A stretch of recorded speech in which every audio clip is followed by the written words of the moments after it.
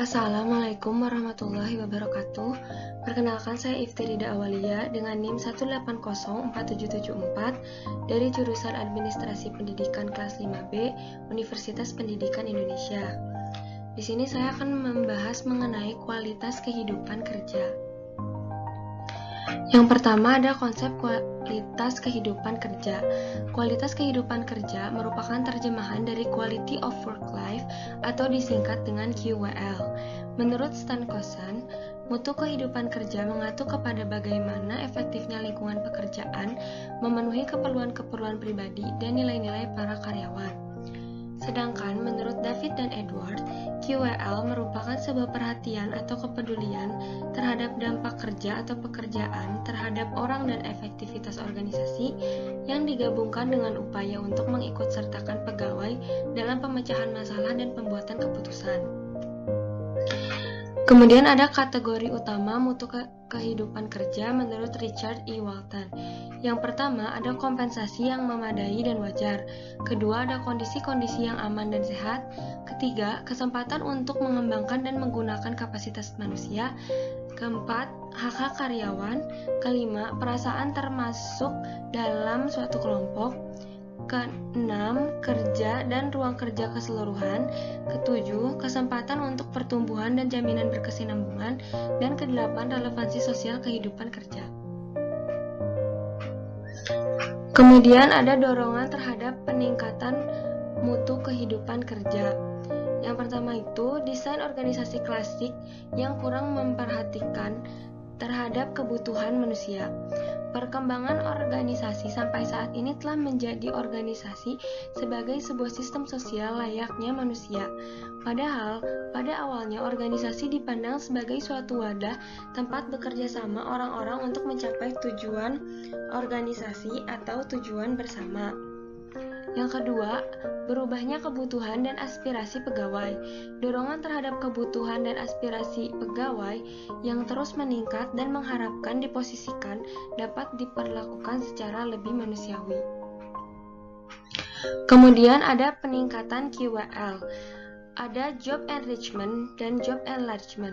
Job enrichment berarti pengayaan pekerjaan yang didasarkan pada peningkatan kualitas suatu pekerjaan yang menjelaskan bahwa untuk memotivasi karyawan, jabatan perlu diperkaya, pengakuan, tanggung jawab, kemajuan atau peningkatan, dan pertumbuhan.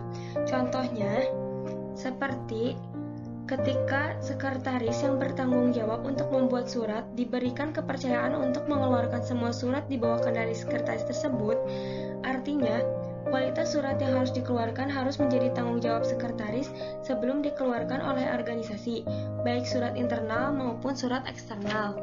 Kemudian ada job enlargement atau perluasan pekerjaan yang didasarkan pada pemotivasian karyawan supaya terstimulasi untuk bekerja lebih produktif.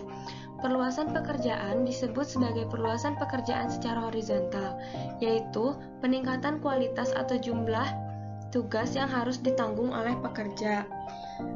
Pada dasarnya hal ini dilakukan karena ada kepercayaan manajemen terhadap individu atau pegawai untuk melakukan sesuatu yang lebih besar. Rasa kepercayaan manajemen atau organisasi terhadap karyawan ini merupakan suatu kondisi yang dibangun bersama oleh manajemen beserta pegawai. Contoh perluasan pekerjaan ini adalah memberikan tugas tambahan kepada sekretaris untuk menyiapkan bahan rapat atau bahan presentasi pimpinan. Kemudian ada hubungan kualitas kehidupan kerja dan kinerja. Kualitas kehidupan kerja memiliki hubungan yang positif dengan kinerja, tetapi hal ini tidaklah mutlak. Artinya, jika kualitas kehidupan kerja suatu organisasi baik, maka kinerja lebih memungkinkan menjadi lebih baik. Namun, tidak semua organisasi yang kualitas kehidupan kerjanya baik akan memiliki kinerja yang baik. Hal ini disebabkan karena kinerja akan turut juga dipengaruhi oleh berbagai faktor lainnya, seperti kompetisi, kesempatan, dan lingkungan seseorang dalam melaksanakan tugasnya. Kemudian, Terdapat 8 kategori untuk menentukan kondisi kualitas kehidupan kerja baik atau tidak. Sebelumnya sudah dijelaskan di slide sebelumnya. Yang pertama ada kompetisi yang memadai dan wajar, kondisi-kondisi kerja yang aman dan sehat, kesempatan untuk mengembangkan dan menggunakan kapasitas manusia, kesempatan untuk pertumbuhan dan jaminan yang berkesinambungan, perasaan termasuk ke dalam suatu kelompok, hak-hak karyawan atau jenis hak-hak apa saja yang dimiliki oleh karyawan, kemudian ada kerja dan ruang kerja secara keseluruhan, dan relevansi sosial kehidupan kerja.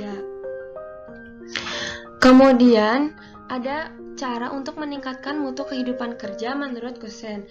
Yang pertama ada pengayaan pekerjaan, yaitu suatu bentuk yang mengubah atau memperbaiki suatu pekerjaan sehingga seseorang pekerja mungkin lebih dimotivasi. Yang kedua ada pemenuhan muatan vertikal dan horizontal. Pemuatan vertikal mencakup pengayaan kerja itu sendiri dengan cara menarik tanggung jawab dari atas dan mendorong tugas-tugas tertentu suatu pekerjaan sampai ke klasifikasi pekerjaan yang lebih rendah. Sedangkan pemuatan horizontal adalah memperbesar pekerjaan dengan mendorong ke dalamnya tahap-tahap kerja sebelumnya dan menarik ke dalamnya tahap-tahap kerja kemudian atau selanjutnya.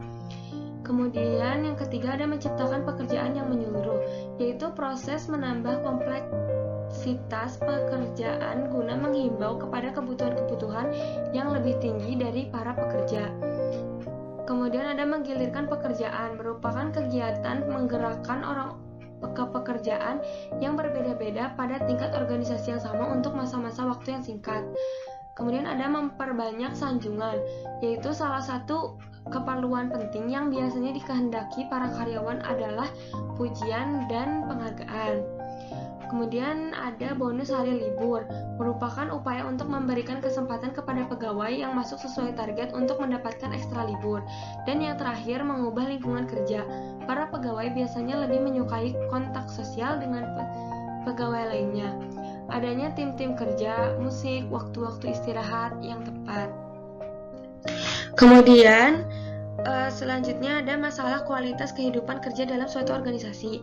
Masalah-masalah yang sering muncul dalam penciptaan kualitas kehidupan kerja dapat diklasifikasi berdasarkan kondisi manusia, kondisi organisasi, dan kondisi fisik lingkungan kerja. Kondisi manusia berkaitan dengan karakteristik orang-orang yang ada di dalam organisasi yang membentuk kekhasan tertentu dalam waktu yang cukup lama akan menjadi budaya organisasi. Masalah organisasi terkait dengan berbagai kebijakan organisasi dalam menata organisasinya. Masalah fisik lingkungan berkaitan dengan tingkat kenyamanan pegawai dalam menjalankan organisasinya. Kemudian ada pemecahan masalah mutu kehidupan kerja. Yang pertama ada pengayaan